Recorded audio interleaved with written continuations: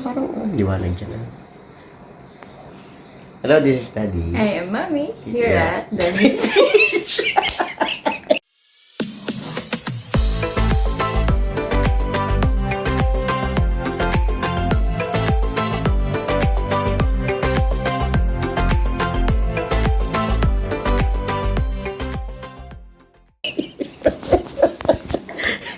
Diretso. Game.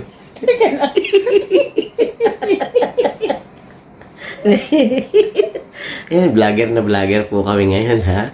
Di ba ganito yung mga vlogger? May mga vlogger na nasa labas. Ano? Ano yung ganyan doon na? Di ba vlogger ang dating, oh? Di ba Kaya po kami nagtatawa kasi sumabay din naman ako doon sa intro, yun lang. Nakakatawa na sa amin. Ay, game na. Paano ko gusto mo kumpisa? Gusto mo ikaw na lang. Ay, game na. Sinali mo pa. Ayun nga. Ay, makikita niyo po. Kami ay game na. At makikita niyo, kakaiba yung aming atake ngayon. Kasi, kung mapapansin niyo, May 5th Friday ang July. So, nakatawa yun. Wala kaming, alam mo na tawag doon? Mic? Lapel ba ang tawag doon? Ang tawag doon? Hindi ko na. Okay. So, may 5th Friday. So, meron kaming random video na ipi-play for this episode. Yung kung paano namin naisip, kung paano namin inisip na mag-vlog. Parang kailan ba yung video? May pa check mo. Vlogger po. Ano tayo? Yung video na, kasi di ba February nung kami ay nag-first upload. Pero itong video na to ay shoot no. Ito ba yan?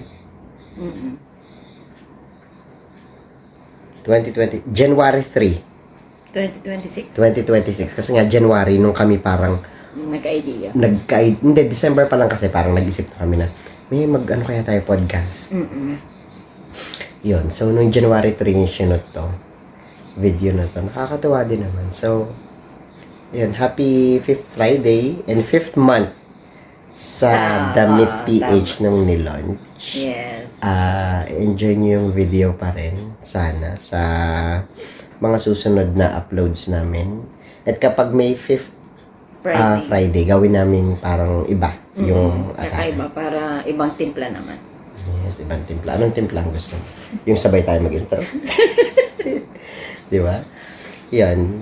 And, ayan, parang vlogger. Parang nakakangawit pala mag-vlogger. Ano, kasi itiwala ako nung ano. Tripod ba ang tawag doon? Dapat may tripod. Ano? So, again, this is Daddy. I am Mommy, here at The Meat PH. Bye-bye. Bye-bye. Papatay na siyempre din eh. Rolling na. Rolling na yan. Lakad na lang. Ay, pag naandyan ka, kita ka dyan. Oo, kita ako. Yan. So, ito po yung aming first episode ng podcast. Hindi po namin alam kung anong gagawin namin. Diba? Dapat may, di ba kapag yun sa podcast, meron dapat yung topic sa, di ba yun ay merong title sa mga YouTube? So, meron halimbawa ay, Parenting 101, episode 1, parang ganun. Tapos, dapat nga magsiset tayo ng topic. so halimbawa, yung topic natin ngayon is, ano ba? How to deal with English dapat, Taglish, o kahit ano. Taglish. Eh di syempre mag-English ka dito. Ang nakakatawa pala, kapanoorin natin yung mag-English ka. Anong topic? Anong gusto mong topic? Since that yung atin ay Daddy and Mommy, dapat useful and informative. Based on, lahat po meron dapat pala tayong disclaimer din. This is based on our experience, based on our knowledge, based on our way of parenting. Sa amin, nasa amin yan. Oo, sa amin yan. So, kung naman may sasabihin ka, di sabihin nyo, wala naman kami pakialam. Since that wala pa naman kami subscribers. So, magkakaroon tayo ng mga subscribers, ganun nangyayari. Tapos, after paano tayo kikita? Yung kita agad ang ibisip. Parang pagka naka 1,000 subscribers ka na, parang mag-aano na yung... Magmamonetize na siya. Oo. Paano tayo magkaka 1,000 subscribers? Mamakaawa tayo. Hindi, di ba yung sinabi nga ni Natea na yun sa video clip mo, magkakat ka na magkakat. Kasi yun yung i-upload mo sa Reels. Para mag-subscribe sila. upload mo sa Facebook, sa Reels. Tapos, syempre, makaka-curious yung mga makakapanood. I-visit nila yung sa YouTube. Okay. Tapos yung mga pinag-uusapan na yan, katulad niya, no? Siya yung mga live na live. Ito ba inuubos sa background? Ang hirap. Dapat pala ay meron tayo. Patalas sa commercial po. Dapat talaga ay merong room na tahimik. Tapos, pag pala mag-shoot tayo ng podcast, ay talagang gabi. Yung talagang tulog na yung mga anak natin. So, since that Daddy and Mommy, yung natin title, ngongo pa ako. Since that Daddy and Mommy, instructive thoughts by yung kasi ating team ay hindi pa buo, bubuuin pa lang. Wala pa tayong editor, wala pa tayong videographer. Lahat tayo pa. Oo, tayo pa lahat. So, pagkakaroon, syempre, pag halimbawa naman, nag-boom ito, magbibigay tayo trabaho sa iba. Yes. So, ano gusto mong pag-usapan? Ito, sample lang naman. Syempre, dapat sa first episode, since walang nakakakilala sa atin, dapat ipakikilala muna natin yung tayo. Okay, sige. Getting to know Diba? who is Daddy and Mommy. Yes. Sige. Kung paano po kami nagkakilala, wala na po kayo doon. Kasi nga wala pa kami subscribers. Bakit ba natin pinasok to? Kasi nga, kaya natin pinasok to dahil mamukat mo naman. Di mo ba? Lahat naman ay race. Para siyang Malay mo dito tayo at saka what if, di ba? Click. Yung kagustuhan ko natin maging DJ is parang ito din yun, di ba? Yes. Yung na dapat Yung mahilig, ipopursue. masalita ka din naman. Oo, masalita. Matalak, gano'n, mataray, gano'n. So, paano ba? Paano natin papakilala sa sarili natin? Hindi. Ako Siyempre, po si Daddy, syempre siya si Mommy. Oo, tapos iaan natin, bakit tayo nagka-idea na yun yung maging topic? Tayo pumasok doon sa ano yun, ayun ang yung gagawin sa, natin topic. okay. Kasi ka, bukod sa kami mag-asawa, lagi kaming merong usap-asawa. Every night naman talaga. Pero, yung mahaba is every rest day. Kasi, doon namin napapag-usapan yung ano bang hindi mo nasabi sa akin, ano bang issue, may naging issue ka ba sa ganitong pangyayari. Kasi, magkasama tayo sa isang bahay. Work from home ako, halos hindi na naghihiwalay. Lahat ng kilos at tsaka galaw, baka sinasabi, alam natin. Tsaka, we are on the stage na we have 3 kids. We have 1, 3 and 5. 1-year-old, 3 years old, and 5 years old. Na, yun nga, nasa parenting stage kami. Nasa pagpapalaki ng bata. Kaya, Daddy and Mommy yung naisip namin. Kasi nga, at this stage, we are daddies and mommy. Tsaka, mas more on na pinag-uusapan natin pagka every usap natin tungkol sa mga bata, sa ating dalawa, sa mga nasa paligid, sa family. Di ba ka hindi na tayo masyado sa friends, di ba ka? More on family matters na. Oo, family matters, tama. Kasi yung sa mga friends, sa mga show business, sa mga politics, parang hindi naman. Sila na lang ang mag-usap nun. Mga mga media na lang ang mag-usap. Oo, tama. Kaya we come up dun sa Daddy and Mommy na topics. Kasi parang di ba? More on, yun nga, sa parents, sa kids, on how to handle them, tapos sa family, yun nga, family matters most of the time. Tsaka, kumbaga sa kasi nga, kaya hindi tayo pumasok, naisip natin na, hindi natin yung podcast. Kasi parang, may natututunan kami sa isa't isa. Tama. Na mga bagay-bagay na, oo, ganito, nagkakaroon ng debate, nagkakaroon ng mga idea. Ba't hindi natin i-share sa iba? Kasi, tsaka din kumbaga sa parang this year, why not magsimula tayo ng ganito para napag-usapan na natin yan, ano bang sinabi ko? Parang ang sarap balikan. Ano sabi ko pala yun? Na lumabas pa, naisip ko pala yun, tapos lumabas sa bibig ko yun. Parang ang sarap balikan. Kasi nga ngayon, yun nga, yung social media era, lahat naka-record, lahat may camera, lahat pwede mong balikan, lahat pwede mo nang ilagay sa cellphone mo. So maganda siya. Why not bukod sa willingness nga namin na ayun gaya yung isave yung mga moments and thoughts na lumalabas sa amin, syempre wag tayong maging ipokrito maging practical tayo para tayo kumita kasi kailangan din natin ng pera for our family, diba? Para mas di ba, mas matutukan natin sila if ever na mag-click to, dito na lang talaga sa bahay. Totoo. At saka yun nga, yung hindi naman forever na ako yung dapat ay nagtatrabaho, hindi forever na tayo ay may employer. Kasi, tsaka ito yung in. Hindi katulad ng, ano bang in dati nun? Ang mga inuman dati nun, nurse, ayan, yung nakailangan mo talagang pag-aralan, ganito. Yung ganito, parang magsalita ka lang, may cellphone ka, may maganda kang ayun na yun. Tsaka iba't ibang nalabas. Makatch mo yung attention ng tao. Viewers, tama. Diba? Oo. Sana nga makatch natin yung viewers. Ngayon, wala pa tayong subscriber, wala tayong ikakatch. Nakakatawa. Di ba? So, ayun. Doon tayo nagsimula.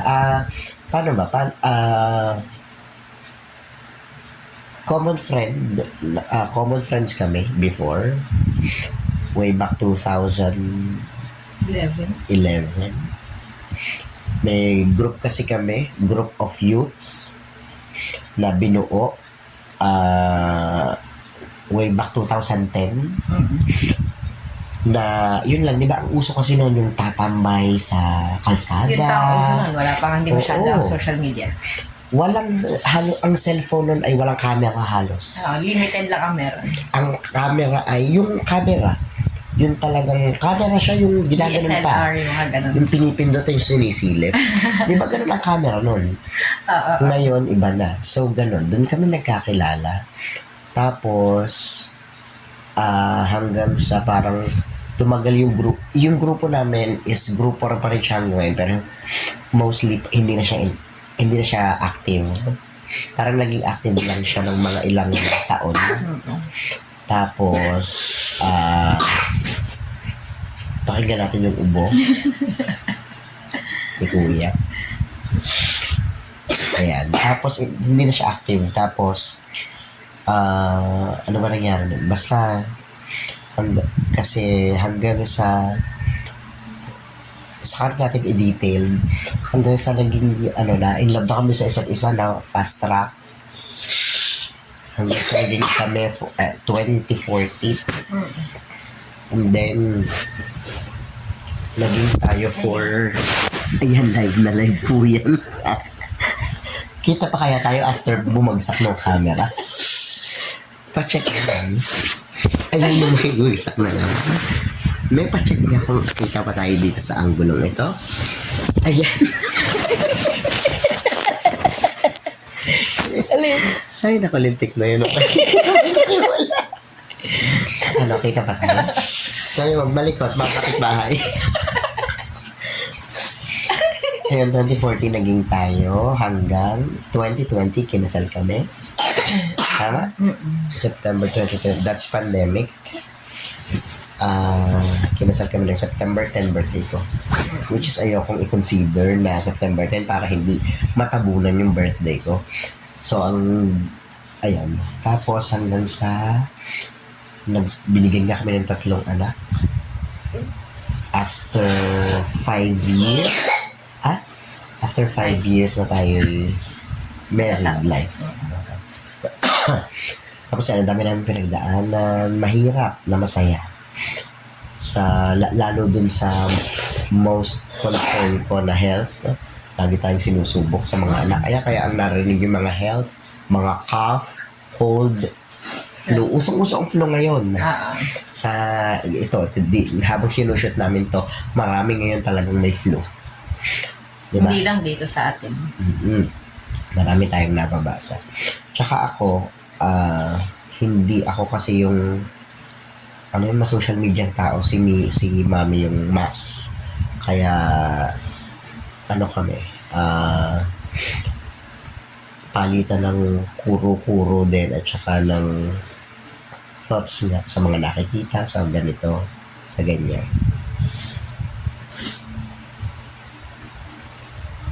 Ano, nangamot ka na lang? Ano pa? Anong idadagdag mo? Mas marami ako narinig na ubo. Anong idadagdag mo kung bakit na ano tayo daddy and mommy? Kasi nga ay Wala pa ata tayo 15 minutes. Mahirap din pala, ano? kasi nga mahirap mag-build ng topic. Pero kung may topic, mas ano siya, mas... kaya dapat pala Hindi, kasi diba, naka-outline din yung i-discuss natin. sa siguro sa mga first episodes, yan talaga dapat detailed. Meron At saka tayong naka-outline na. Oo Halimbawa, ang topic natin is lagnat ng bata. Meron tayong A, B, C, D.